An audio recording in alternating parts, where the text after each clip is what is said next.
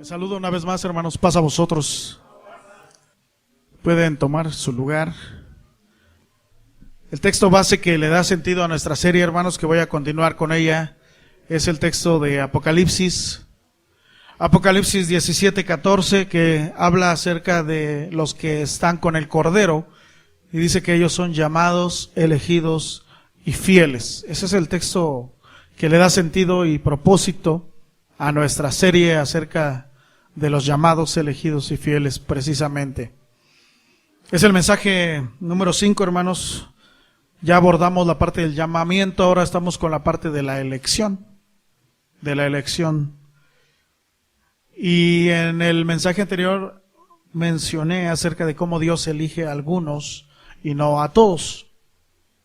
Por eso Mateo 22:14 dice, porque muchos son llamados y pocos los escogidos o los elegidos, que es el sinónimo de la palabra. Esto es una bendición, el que Dios nos haya elegido desde antes de la fundación misma del mundo, hermanos, que Él haya puesto en nosotros sus ojos para que, llegado el cumplimiento del tiempo, nosotros pudiésemos ser hechos hijos de Dios a través del sacrificio de Cristo Jesús, y ahora seamos conformados a la imagen de Cristo Jesús. Dios, hermanos, nos ha elegido a nosotros, y eso es una realidad que hemos estado abordando, hermanos, y esa es desde la eternidad. Dios nos ha elegido desde la eternidad, y no es algo que sea propiamente del Nuevo Testamento, sino ya desde el Antiguo el Señor había revelado esta parte. A propósito de lo que veíamos hace un momento con Elías, los personajes con los que decía nuestro hermano Arturo, director, con los que usted se identifica, mencionó a Elías. Elías, un profeta de Dios, un varón que entra dentro de la categoría de profetas de poder. No eran profetas de oráculos, no era profeta de predicciones, sino más bien profeta de poder, porque hacía unos milagros extraordinarios, hermanos, que después fueron continuados por Eliseo. Pero Elías en particular, después de aquella portentosa victoria, hermanos, en el Monte Carmelo, donde él mata a todos los profetas de Baal, y dice el texto que en ese momento, cuando se entera la reina, que era Jezabel, una mujer terrible, una mujer malvada, perversa, hermanos, dice, así me hagan los dioses, ¿verdad? Si a estas horas tú no estás muerto por lo que les has hecho a mis sacerdotes. Y entonces dice el texto que él se llena de miedo, hermanos, y entonces se va, huye, después de una gran victoria, después de una portentosa obra de Dios, él huye y se va. Y en ese caminar, hermanos, dice, no, ya mejor mátame, Señor, no soy mejor que mis padres, ya basta, ¿verdad? Ya. Y dice, ¿qué haces aquí? Le pregunta al Señor, ¿qué haces aquí, Elías? Y él dice, es que he sentido un vivo celo. He sentido un vivo celo por ti, Señor. Pero hay una parte muy interesante donde él dice, y solo yo he quedado. ¿Se ubica en el pasaje? Está en primer libro de Reyes 19. Solo yo he quedado. Y dice el Señor, no, sino que yo me he reservado 7,000 más que no han doblado su rodilla y no la doblarán. Estamos hablando aquí de lo mismo, hermanos, una elección de Dios.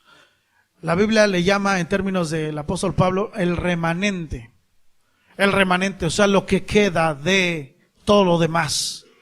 Este es un grupo selecto, es un grupo especial, que no lo reservó el mismo grupo, Dios lo reservó. Yo me he reservado 7,000.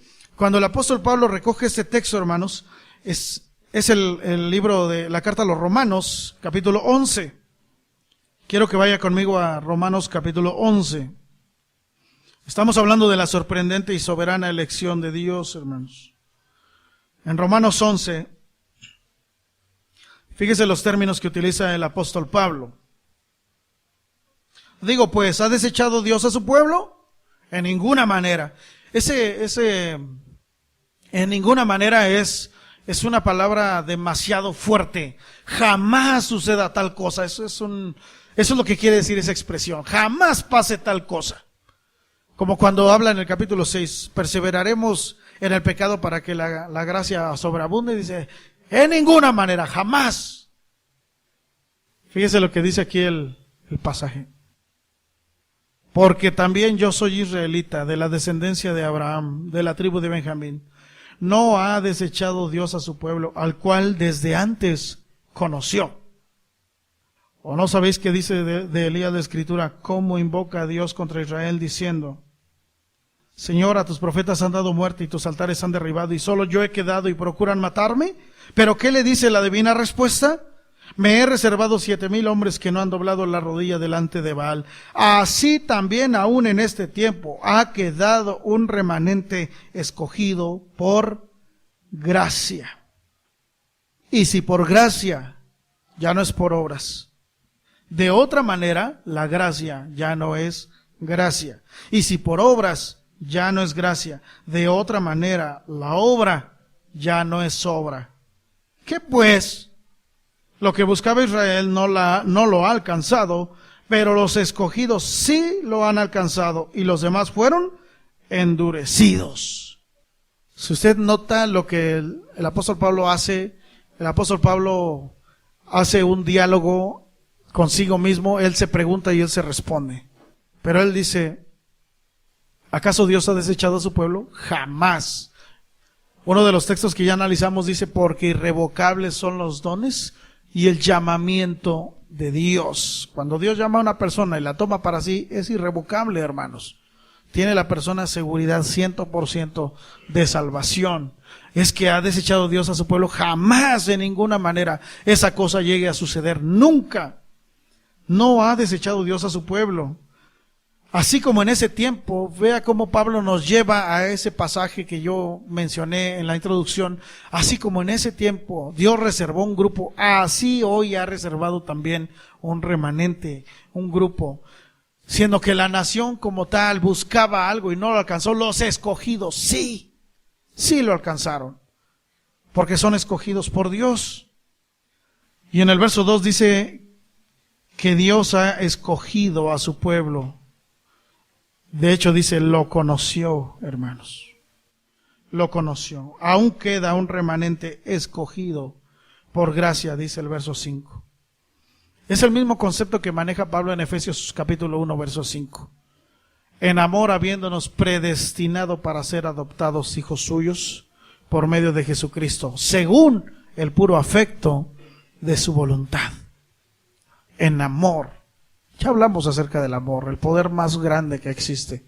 Y que es el amor el que hace que Dios llame a algunos, hermanos, de entre todos. Y los predestinó desde antes de la fundación del mundo, para que llegado el momento, esas personas fueran adoptadas como hijos de Dios. De hecho, en Gálatas y en Romanos, Pablo menciona esto y dice, no nos ha dado Dios un espíritu de temor, nos ha dado el de adopción por el cual podemos clamar, Abba, Padre. Nos adoptó, hermanos, como hijos suyos. En Gálatas Pablo dice, llegado el cumplimiento del tiempo, Dios envió a su Hijo, nacido de mujer, nacido conforme a la ley, para salvar a los que estaban bajo la ley. Es decir, en el tiempo de Dios, hermanos, ya nosotros estábamos dispuestos. Si yo les preguntara, ¿en qué edad conoció usted el Evangelio? Algunos dirán, yo nací en la iglesia, dicen, ¿verdad? Y digo, ¿cuál? ¿En qué banca? ¿En las nuevas o en las viejas? No, ya quedamos que la iglesia es la gente, no el lugar, ¿verdad? Pero dicen algunos, no, yo nací en el Evangelio, ¿verdad? Otros dicen, no, yo era niño cuando mis padres conocieron. Otros dicen, yo llegué siendo adolescente. Otros dicen, yo llegué siendo adulto. Otros, yo siendo joven. Otros incluso, hermanos, siendo ancianos. Pero ya Dios había dispuesto que en ese tiempo fueran llamados y fueran elegidos, hermanos, y adoptados como hijos de Dios. Dios nos conoció entonces desde la eternidad, hermanos, y desde ese tiempo nos eligió. Mire aquí Romanos 8:30. De hecho, desde el 28. Y sabemos que a los que aman a Dios, hermanos, todas las cosas les ayudan. ¿Será, hermanos? ¿Qué piensa usted? ¿Será que todas las cosas nos ayudan para bien, hermanos? La muerte de un ser amado, la pérdida del trabajo. Ahora con estas lluvias, hermanos, yo veo las noticias y me da tristeza ver que las coladeras, hermanos, no dieron para más. Y estaba viendo yo una entrevista de un hombre que decía, es que cada año es lo mismo. Pérdidas y pérdidas. Y el gobierno dice, uno de ellos me llamó la atención porque dice, el gobierno nos dice que es nuestra culpa por haber escogido aquí. Y en parte tienen razón. Por supuesto, hermanos, si una persona compra un terreno en la punta del cerro y se desgaja el cerro, no puede decir, ay, ¿por qué, verdad? Pues es un terreno altamente peligroso. Lo que acaba de suceder ahí en Santa Fe. ¿No se vinieron abajo los condominios superlujosos? Y dicen, no, es que la culpa la tiene la constructora o la inmobiliaria que los vendió, pero también la persona por comprar en un lugar de alto riesgo. Pero no es el propósito. Me llama la atención el hecho de que nos sucedan cosas que a nuestros ojos en un momento parecen malas, parecen tristes, parecen irreparables incluso, pero el texto afirma, hermanos, que a los que aman a Dios, todas las cosas les ayudan a bien. Esto es, a los que conforme a su propósito son llamados. Verso 29. Porque a los que antes conoció, también los predestinó, para que fuesen hechos conforme a la imagen de su Hijo, para que Él sea el primogénito entre muchos hermanos. Sigo con la lectura. Y a los que predestinó, a estos también llamó. Y a los que llamó, a estos también justificó. Y a los que justificó, a estos también glorificó. De todo lo que menciona ahí Pablo, está hablando pasado, presente y futuro. La parte de la glorificación es una parte que todavía no hemos experimentado, pero que por ser la obra de Dios, habiendo siendo predestinados, siendo llamados, siendo elegidos, siendo justificados, ahora lo que procede es ser glorificados. Pasado, presente, futuro. Note que toda la obra, pasado, presente y futuro, descansa en el llamado de Dios, en la elección de Dios. A los que antes llamó, los conoció, los predestinó. Después, a través de Cristo, los justificó. Por eso el verso 31 cobra sentido. ¿Qué pues diremos a esto? Si Dios por nosotros, hermanos. Pero el contexto es lo que acabo de mencionar. Cuando nosotros tenemos un problema o alguien más tiene un problema, le decimos, no, hermano, acuérdese, si Dios con nosotros, de entrada el texto está mal, porque no es si Dios con nosotros, el texto dice si Dios es por nosotros. Es decir, que Él es nuestro defensor, el que va adelante. Si Dios es por nosotros, hermanos, ¿quién contra nosotros? No, los textos no son como esos que salen en las galletas, ¿no? Luego comen sus galletitas y sale el mensajito. Sonríe, Dios te ama. Dice, no. O dice, hoy es tu mejor día. O cosas así, ¿no? Mensajitos así. Galletitas chinas, dicen, ¿no? Sale ahí su mensajito. O paletitas, ¿no? Llega al chiclocentro y ahí está el mensajito escondido. Cosas así. Los textos no se usan así, los textos se usan con base en su contexto, hermanos. El contexto de este pasaje de si Dios es por nosotros, quiere decir Dios nos llamó, nos predestinó, nos eligió, nos justificó y nos ha de glorificar. Entonces, si Dios es por nosotros, hermanos, ¿quién contra nosotros? Me gusta mucho el método de Pablo de preguntar y responder. Porque en la siguiente dice, el que no escatimó ni a su propio Hijo, sino que lo entregó por todos nosotros. Ahora, ese nosotros es de los elegidos, ¿eh? Por todos nosotros. ¿Cómo no nos dará también con Él todas las cosas? Y la siguiente pregunta es clave, hermanos. ¿Quién acusará a los escogidos de Dios? Dios es el que justifica. ¿Quién podrá acusarnos, hermanos? ¿Quién lo podrá acusar a usted? O a usted, o a usted, o a usted, o a los que no están aquí, pero que también son llamados y elegidos. ¿Quién acusará? ¿Quién acusará, hermanos? ¿Qué criterios utilizó Dios para elegirnos? ¿Qué vio en nosotros para elegirnos? Pues vio lo mismo que todos. Me gusta mucho cómo decía un predicador: la única forma en la que nosotros contribuimos a nuestra salvación es con nuestros pecados. Eso es lo único que hacemos, hermanos. Somos igual a todos. Somos igual a todos. En ese sentido, no hay nada que haya en nosotros. Solamente su gracia y su soberanía, hermanos, el puro afecto de su voluntad, a fin de que nadie se jacte en su presencia. Que nadie se llene de orgullo en la presencia de ese Dios. Ahora quiero llamar su atención a esto. Si Dios no nos llama, nosotros somos incapaces de venir a Él si Dios no nos llama. Tiene que llamarnos el Señor, a través de muchas formas, pero tiene que llamarnos el Señor.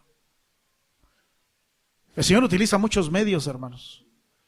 Muchos medios. Puede ser la insistencia de un padre al hijo: hijo, busca a Dios, hijo, busca. Y otro: ya me tiene harto años y años y años, no sabe otra. Y de repente viene la persona, se humilla, el Señor dice: ay, gloria a Dios, me tardé. El medio que Dios usó ahí, los padres. A veces a través de las personas. Yo conozco, hermanos, infinidad de casos que dice, uno de ellos, que era un amigo mío, que por gracia de Dios sigue siendo amigo mío, me dice: yo te voy a decir la verdad. Yo llegué al evangelio por la carne. Por la carne. Le dije: ¿por qué por la carne? Dice: por mi novia. Por la carne de tu novia. No, se refería por su gusto, por sus instintos, hermanos. Pero cosa curiosa, la novia no permaneció y él sí. De hecho, él ya fue pastor. Tuvo que dejar el pastorado por causas laborales. Pero ahí está, hermanos. Está felizmente casado y sirve al Señor en el lugar donde ahora vive, porque él se mudó de esta zona. Se fue a otro estado. ¿Cuántos casos hay así, hermanos? Llegaron por el novio, llegaron por la novia y permanecen firmes, fieles, porque fueron llamados por Dios, elegidos por Dios, justificados por Dios. Otros a través de un amigo, ¿no? No, es que es mi mejor amigo y que va a haber un culto de evangelismo. Vamos, vente amigo, vente. Y ahí está, duro y duro. Puede ser ese el medio que Dios elija para llamarlo, hermanos. Hay unas páginas en internet donde uno busca algún verso, algún comentario, y de repente aparece una ventana emergente que dice: que estés aquí no es obra de la casualidad. Dios tiene algo contigo, Dios te quiere bendecir, y entonces aparecen así esos mensajes. Hay muchas formas, hermanos, en las que Dios habla, llama a las personas, pero de verdad, bíblicamente hablando, nadie puede venir a Dios si Dios no lo llama antes. Recuerde cómo dice el Salmo y cómo dice el mismo Pablo en los Romanos. El Señor miró desde los cielos a los hijos de los hombres para ver si había alguien bueno, y no miró a nadie. No hay quien haga lo bueno, no hay quien busque a Dios. Nadie, absolutamente nadie en su naturaleza corrupta, hermanos, es capaz por sí mismo de buscar a Dios. No hay quien haga lo bueno, no hay ni siquiera uno. Pablo dice: ya acusamos a los judíos, ya acusamos a los gentiles. No hay justo ni aún uno, hermanos. No hay uno. Si Dios no lo llama, la persona no viene. Jamás la persona se levantará sin antes un impulso de Dios para venir arrepentido. Jamás. Eso que dicen las personas: no, yo tenía una profunda necesidad de Dios. Dios puso esa necesidad en usted para que usted viniera. Pero jamás la persona por sí misma dijo: yo creo que, mira, salió el sol muy bonito, excelente día para buscar a Dios. No. Dios pone eso, hermanos, en la persona, ese vacío, esa necesidad, ese anhelo, eso insaciable, hermanos, para que la persona entonces ahora sí venga a Dios. Quiero que vea Juan 6:44, hermanos. Observe con atención. Ninguno. ¿Qué entiende usted por ninguno? No sé si ya llegó ahí. Estoy en Juan 6:44. ¿Ya llegó ahí? ¿Cómo dice? Ninguno. Otra vez, ¿cómo dice? Ninguno. Una tercera vez, ninguno. ¿Cuántos entonces? Ninguno. Ninguno puede venir a mí si el Padre que me envió no le trajere, y yo le resucitaré en el día postrero. El texto es bastante claro, hermanos. Ninguno puede venir a mí. Son palabras del mismo Jesús, hermanos. Ninguno puede venir a mí si mi Padre no lo trajere. Ahora, apunte. La palabra que utiliza aquí el escritor para decir atraer es una palabra griega que es helko, con J. Helko. ¿Sabe qué significa helko? Significa arrastrar. Helko, hermanos, significa arrastrar, sacar, traer. Puede ser algo así como hacer rollito, para que me entienda, y traerlo. ¿Alguna vez usted ha hecho rollito a alguien? No, hermanos. Ya están hechos. No, son rollizos. No, rollito, hermanos. No han puesto nunca a un niño, a un bebé, y le dan así de vueltas y lo mueven como taquito. No.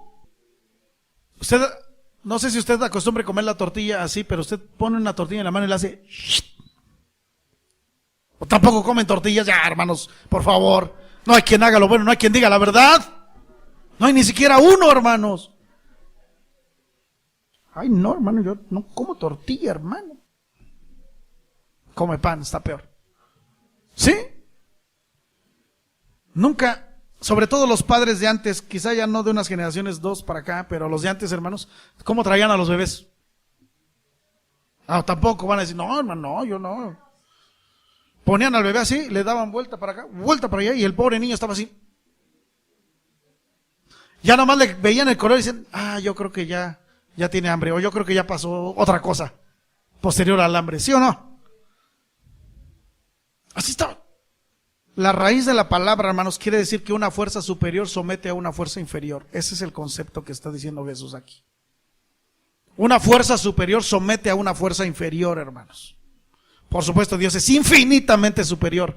¿Que Dios no puede doblegar a la persona, hermanos? Por supuesto que sí. Lo arrastra, hermanos, literalmente.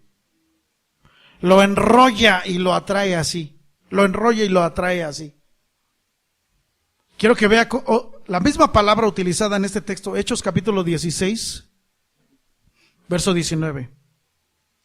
No sé usted, hermanos, pero yo me emociono. Me emociono y yo digo, Señor, sí, Señor, hazme taquito todo lo que quieras. Atráeme a ti, atráeme.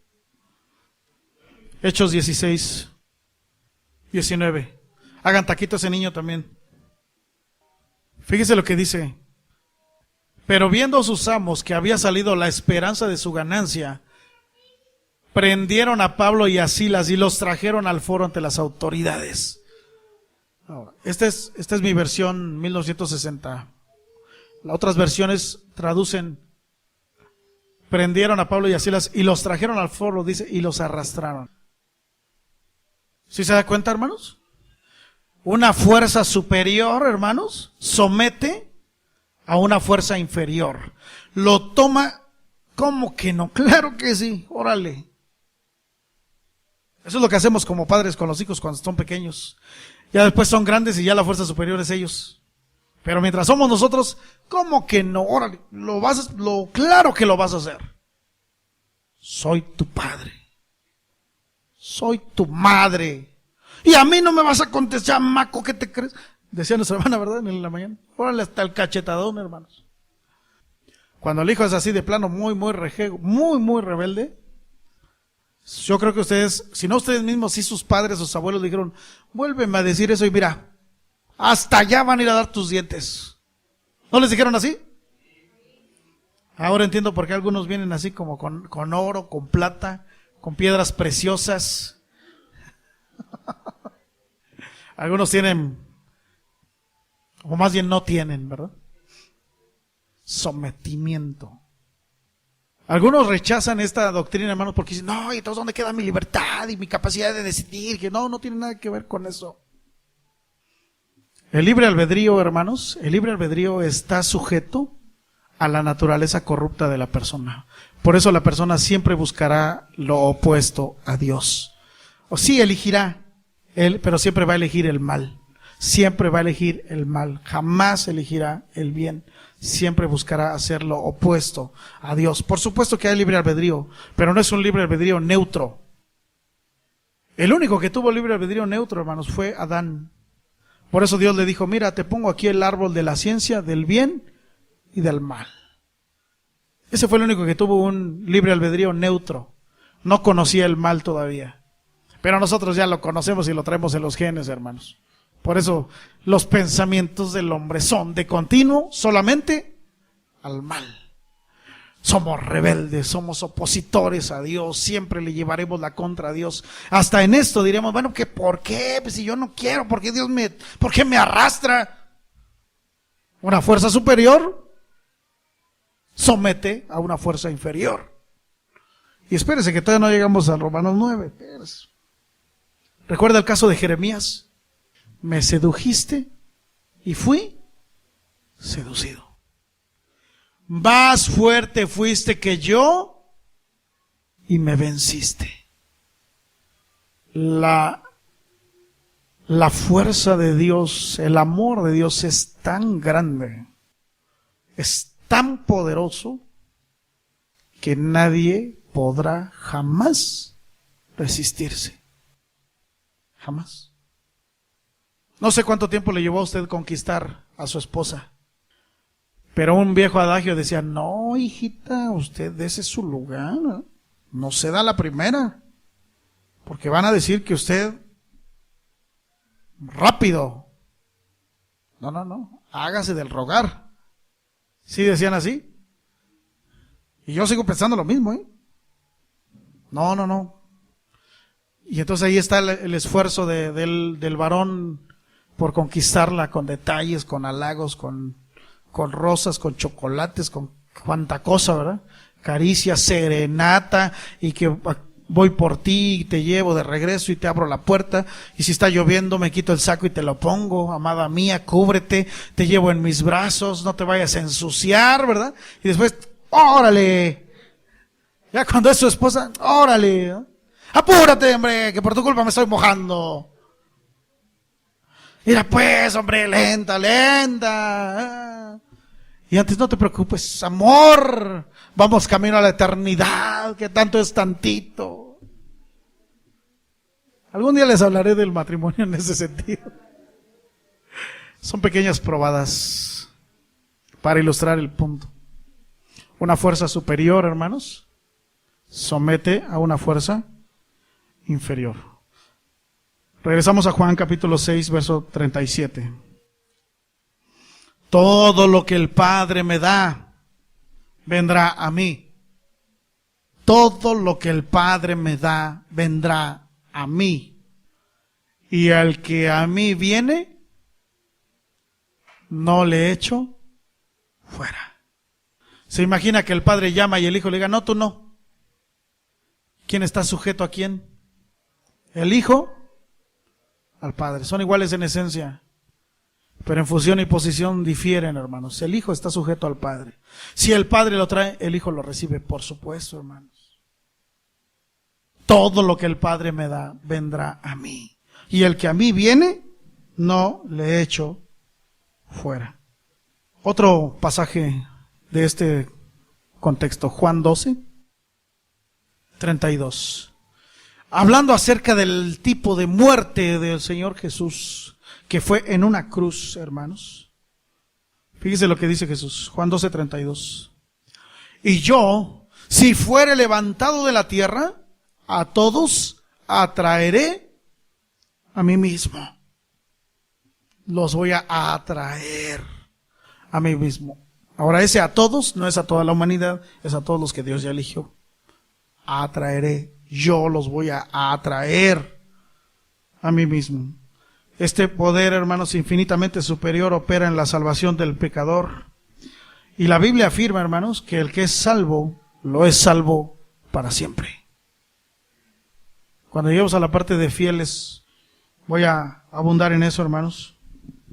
Pero solamente quiero mencionar Dos pasajes que están en Juan 6. Juan 6:39. Y esta es la voluntad del Padre, el que me envió, que de todo lo que me diere, no pierda yo nada, sino que lo resucite en el día postrero. Fíjese bien, de todo lo que Él me diere, yo no perderé nada. Verso 65. Y dijo, por eso os he dicho que ninguno puede venir a mí si no le fuere dado del Padre. Con eso basta, hermanos, en este punto. ¿Qué es lo que Dios ha hecho? Llamar a unos cuantos y darles salvación en Cristo Jesús. Entre ellos, usted y yo. ¿Bendice usted al Señor por esta causa? Yo sí, hermanos. No ceso yo de darle gloria a Dios, porque Dios no está obligado a elegir a nadie, hermanos. Dios no está obligado a darle misericordia a nadie. El salmista, hermanos, en el Salmo 115, verso 3, dice, nuestro Dios está en los cielos y Él hace lo que le place, por el puro afecto de su voluntad, porque así le plació a Dios. Ese fue el Salmo 115, verso 3. Pero mire el Salmo 135, verso 6. Salmo 135, verso 6. Todo cuanto el Señor quiere, lo hace. En los cielos y en la tierra, en los mares y en todos los abismos. Todo lo que el Señor quiere, eso hace, hermanos. En la tierra y en los cielos. Por eso la oración que conocemos como el Padre Nuestro, hermanos, cobra otro sentido cuando decimos, hágase tu voluntad. ¿No decimos así? Como se hace en los cielos. Porque quiero decirle que en los cielos no se hace otra cosa que no sea la voluntad de Dios. Aquí abajo es el problema. Pero como se hace allá, así se haga aquí, tu voluntad. Porque el Señor hace lo que quiere allá y acá y donde sea, hermanos. Él hace lo que le place.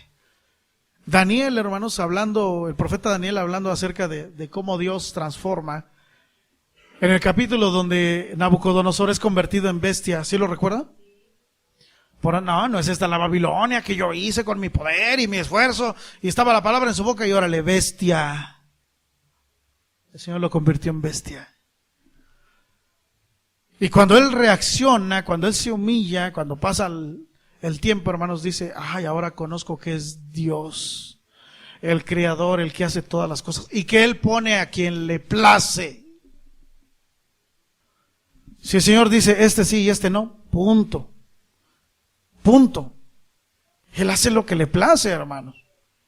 Él hace lo que Él quiere.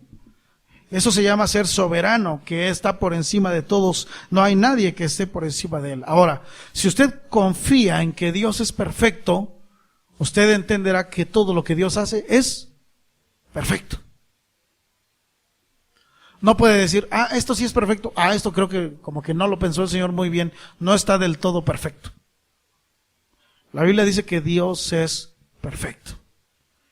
Por lo tanto, todo lo que Dios hace, hermanos, es perfecto. No tiene falla, no tiene error. No hay un plan B, hermanos. ¿Por qué me eligió a mí? No lo sé. ¿Por qué lo eligió a usted? Menos. No lo sé. Lo único que sé, hermanos, es que Dios me eligió. Gloria a Dios. Eso es lo único que sé. Y lo sé con certeza, hermanos. Que Dios me eligió. Y yo bendigo a Dios porque, pudiendo elegir a otros, me dijo, tú. Esta enseñanza, hermanos míos, no es nueva ni es exclusiva de la nueva dispensación, como ya he mencionado. Pero voy a dar otra evidencia en Isaías capítulo 43.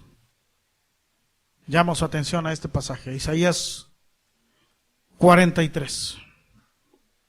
Ahora, así dice Jehová, creador tuyo, oh Jacob, y formador tuyo, oh Israel, no temas, porque yo te redimí, te puse nombre, mío eres tú. Eso está diciendo el Señor a cada uno de nosotros en esta tarde. No temas, yo te redimí, yo te puse nombre, eres mío. Verso 7. Ahora sí, todos los llamados de mi nombre. Oh, hermanos, esto está poderoso, Todos los llamados de mi nombre, para gloria mía los he creado, los formé y los hice. ¿Sí notó? ¿Sí lo pudo ver? Todos los llamados de mi nombre. ¿Cuál fue el propósito por el cual Dios nos creó y nos llamó, hermanos? Para gloria mía. ¿Hay injusticia en Dios? Que el Dios Todopoderoso haya creado a alguien. Para mi gloria he creado a este y lo he elegido. ¿Hay injusticia en eso? Por supuesto que no. Todos los llamados de mi nombre. Ahora, no, el texto no dice todos los habitantes de la tierra, no. El salmista sí dice que todos los términos de la tierra alaben a Dios, pero es una invitación. Aquí está diciendo el Señor, todos los llamados de mi nombre, los que son míos para honra, para gloria mía, los he creado. Los formé y los hice. ¿Quién nos llamó? Dios. ¿Quién nos creó? Dios. ¿Quién nos formó? ¿Quién nos hizo? ¿Para qué nos hizo? Para darle gloria a Dios. Dele gloria a Dios. Gloria a Dios. El Señor me hizo. El Señor me creó. El Señor me puso nombre. Me dijo, tú eres mío. No eres de nadie más. Eres mío, me perteneces.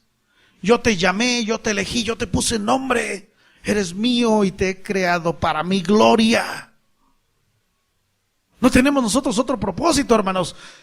Eso de que estudia, o el comercial, yo estudio porque yo sí quiero ser alguien en la vida. No, eres nadie. Pero si Dios te llamó, eres para la gloria de Dios. Eres ingeniero para la gloria de Dios. Eres arquitecto, gloria a Dios. Eres médico, eres licenciado, eres abogado, eres enfermero. Haces pan, haces tortillas. Vendes en el tianguis. Eres albañil. Curas torceduras. Aplicas inyecciones, haces vendajes. Lo que hagas es para la gloria de Dios. Eres profesor, te dedicas a reparar cosas, inventas cosas. Eres herrero, eres carpintero, qué sé yo, lo que hagas. Yo te puse nombre, eres mío y te he creado para mi gloria. Todos los llamados de mi nombre. ¿Cuál es entonces la confusión, hermanos? ¿Cuál es entonces la molestia? ¿Cuál es la indignación? ¿Cuál es la injusticia? No hay tal cosa. Algunos rechazan esta doctrina porque dicen, no, es que Dios es injusto. ¿Por qué nada más elige a unos? ¿Por qué no a todos? Pero este pensamiento, hermanos, es erróneo por varias razones. Número uno, la Biblia dice que por causa del pecado todos estamos condenados a muerte. Por cuanto todos pecaron, están destituidos de la gloria de Dios.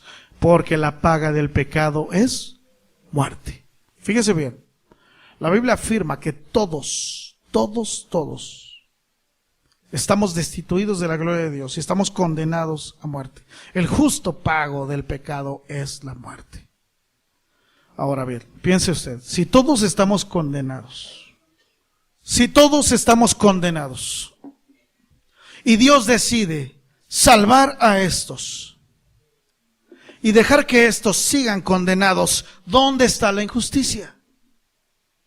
Si todos están condenados, hermanos, y Dios decide salvar a estos y que estos permanezcan en esa injusticia, ¿dónde está entonces la injusticia de Dios? ¿Que no es al revés, hermanos? ¿Que no es una causa de misericordia y de gloria a Dios decir, cuando todos estábamos perdidos, Dios me eligió a mí? Gloria a Dios. Yo estaba perdido y el Señor me tomó. Estos hermanos reciben el justo pago a su endurecido corazón, la destrucción. Estos hermanos también reciben algo de parte de Dios, misericordia. Estos reciben, estos también. ¿Dónde está la injusticia? Nadie se quedará sin nada. Estos recibirán justicia, estos reciben misericordia. El libre albedrío no es otra cosa sino la capacidad de Dios, que Dios da al ser humano para que elija, pero como está corrupto, como está pervertido, elegirá siempre lo malo. Por eso Dios lo tiene que arrastrar para pasarlo para acá. Porque este no quiere, este no se deja. Esta es la condenación. Escuche bien. Que la luz vino al mundo, pero los hombres amaron más las tinieblas que la luz. Esa es la condenación, hermanos. No que el Hijo viniera a condenarlos, ya estaban condenados.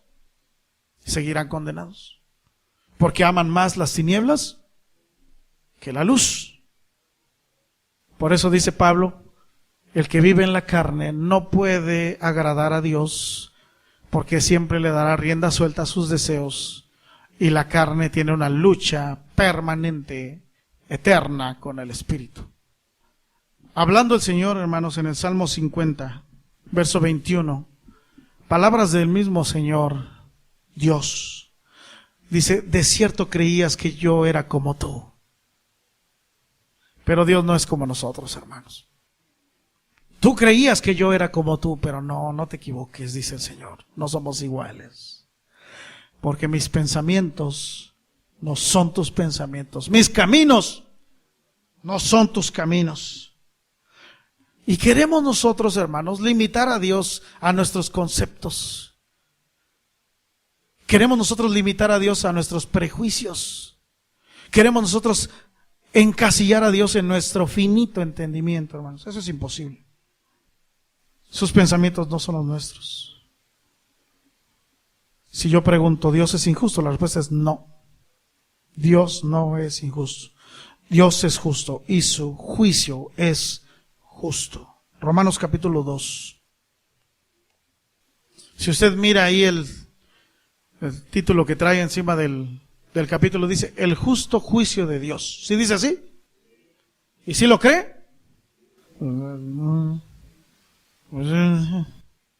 ¿Sí cree que Dios es justo o no? ¿Y cree que Dios juzga con justicia o no? ¿O Dios es corruptible? ¿O a Dios se le puede comprar? ¿O a Dios se le puede llegar por otro lado? Fíjense lo que dice Romanos 2. Por lo cual eres inexcusable. Es decir, no tienes excusa. No tienes excusa. Oh hombre, quien quiera que seas tú que juzgas. Pues en lo que juzgas a otro, te condenas a ti mismo. Porque tú que juzgas, haces lo mismo. A fin de que nadie se jacte en su presencia. Ese es el contexto. Mas sabemos que el juicio de Dios contra los que practican tales cosas es según verdad.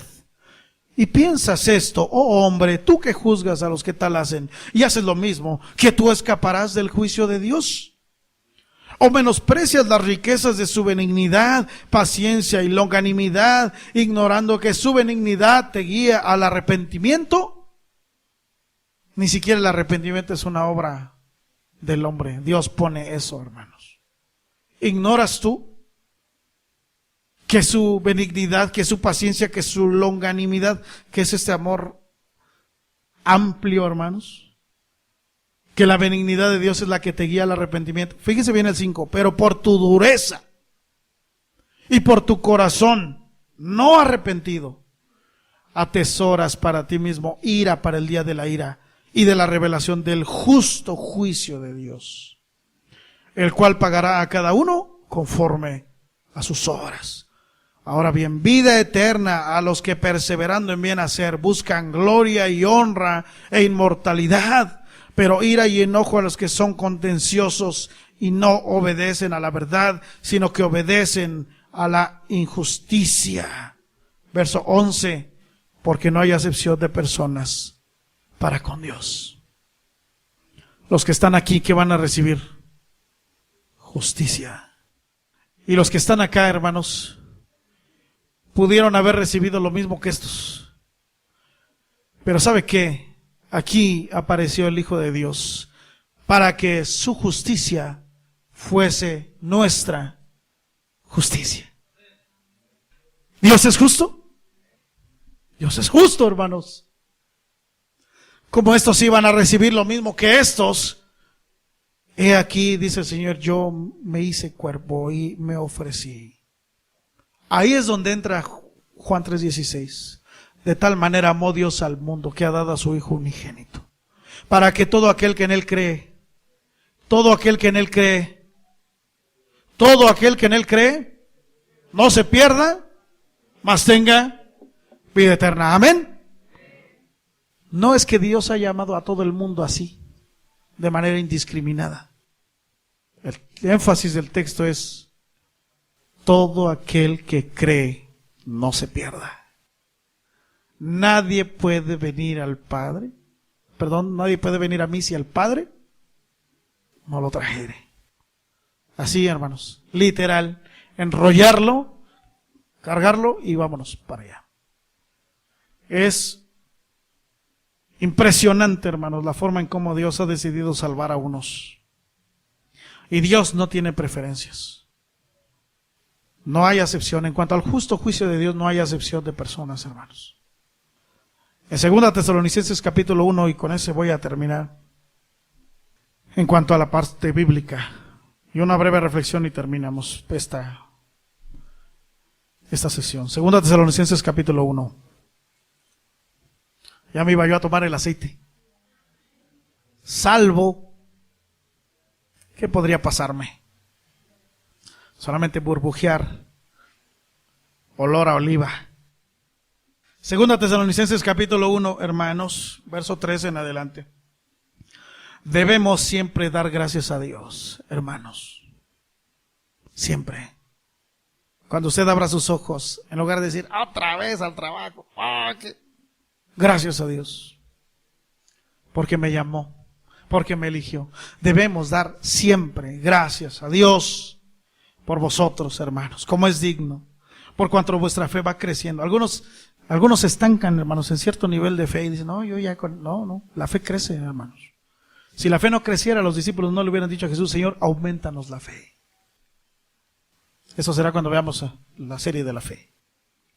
Debemos siempre dar gracias a Dios, como es digno, hermanos, por cuanto vuestra fe va creciendo y el amor de todos y cada uno de vosotros abunda para con los demás, tanto que nosotros mismos nos gloriamos de vosotros en las iglesias de Dios por vuestra paciencia y fe en todas vuestras persecuciones y tribulaciones que soportáis. Esto es demostración del justo juicio de Dios, para que seáis tenidos por dignos del reino de Dios, por el cual asimismo padecéis. Porque es justo delante de Dios pagar con tribulación a los que os atribulan. Y a vosotros que sois atribulados, daros reposo con nosotros. Estamos hablando de la justicia de Dios. Es justo.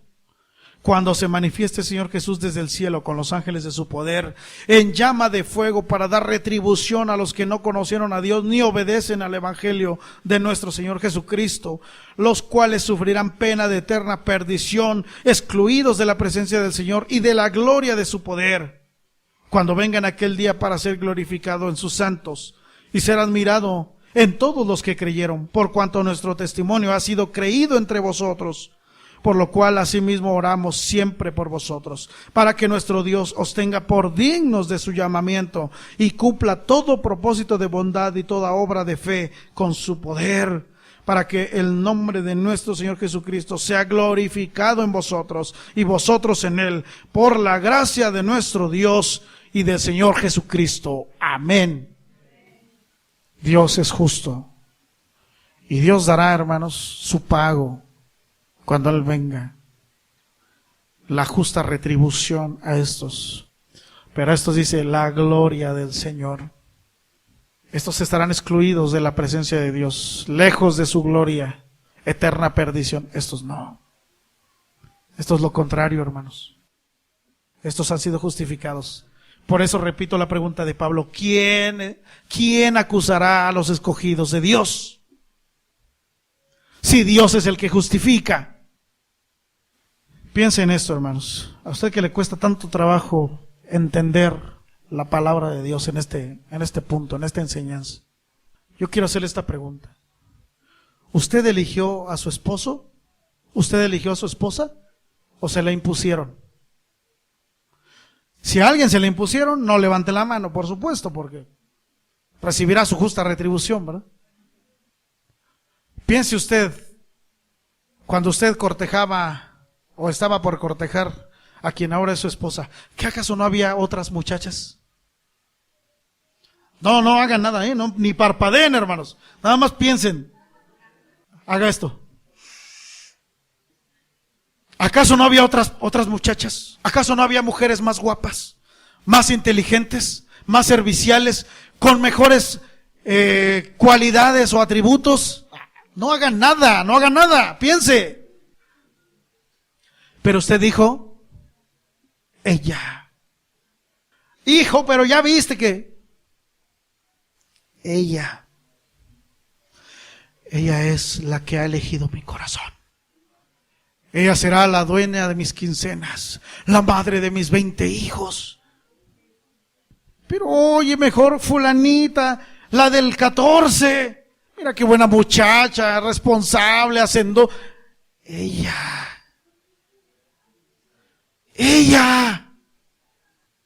¿Por qué la eligió? Usted sabrá. También los de ahí arriba. ¿Por qué la eligió? Ustedes saben por qué la eligió. Yo sé por qué elegí a mi esposa. Fíjese bien. Yo tuve el derecho de elegir a la que es mi esposa. ¿Y el Señor no tiene derecho de elegir a su esposa? Porque la Biblia dice, hermanos, que la iglesia es la esposa de Cristo. ¿Y Él no tiene derecho a elegir quiénes formarán parte de la iglesia para que sea su esposa? Entonces, ¿cuál es el problema? Si se le impusieron, bueno, pues lo lamento por usted. Pediremos que Dios restaure su matrimonio. Pero la realidad, hermanos, es que tuvimos el derecho de elegir a nuestra esposa. Yo dije con ella, con todos los defectos y virtudes, ella es la que yo elegí. El Señor hace lo mismo con nosotros. El parrandero, el fumador, el tomador, el mujeriego, el adúltero, el fornicario, el ladrón. El Señor dijo, ella. Pero ya viste cómo es por eso, porque yo he venido ¿a quién? A los pecadores. Por eso le dijo a aquellos que se justificaban, las prostitutas y los ladrones y los borrachos van delante de ustedes, a fin de que nadie se jacte en su presencia, hermanos. ¿De dónde lo sacó el Señor? A mí me sacó de lo peor, hermanos, de lo más vil. Por eso yo cuando me pregunto, ¿qué viste en mí? El Señor me dice, nada. Algunos muy románticamente dicen, Señor, si algo bueno tengo, lo doy para... No tienes nada. Solo porque yo te elegí. Solo porque yo puse en ti mis ojos. Solo porque yo pasaba por ahí y te amé. Solo por eso. Tú no tienes nada que ver. Y eso es lo que vamos a ver en la siguiente parte, hermanos. El llamado de Dios no tiene nada que ver con nosotros, pero tiene todo que ver con Él. Es su amor. ¿Y usted, hermana, acaso no eligió usted a su varón, a su hombre? ¿No tenía mejores partidos? ¿No llegó a hablarles a lo mejor en que ya tenía hasta casa, carro? Todo lo que una muchacha, ¿verdad?, puede llegar a soñar. Y usted dijo, no, que apenas se va abriendo camino, que no tiene ni para dónde hacerse, que su único carro es uno de los hot dogs. ¡Ese! Usted lo eligió. Sus razones tuvo. Pero usted dijo, ese. ¿Y por qué no eligió al otro? El otro hasta doctor, con carrera, con visa para llevársela a los United. Que me lleve para acá, a Tacamandapio, ¿eh? Que me lleve por acá, para donde quiera, hermanos. Dele gracias a Dios. Dele gracias a Dios, porque lo haya elegido, así como es, así como era. Pero lo eligió no para que se quede como fue, para ser hecho conforme a la imagen de su Hijo. Yo doy gloria a Dios. No tengo nada más que agregar por ese momento. Pero piensa usted, sí, de verdad. Si yo elegí, ¿por qué Dios no puede elegir? Su esposa. Dice, hermanos, el texto que Él se ofreció por ella, dio su vida por ella. Dice, a fin de presentarse a sí mismo una iglesia, ¿cómo, hermanos? Pura, sin mancha, ni arruga, ni cosa semejante. Él se entregó por eso. Él eligió a esos. Y entre esos, amados hermanos, estamos nosotros. Bendito sea el Señor. Y ya lo voy a dejar ahí porque si no me sigue. Pero de verdad, hermanos, demos gloria a Dios. Él es bueno. Y para siempre es su misericordia. Bendito sea el Señor. Bendito sea el Señor.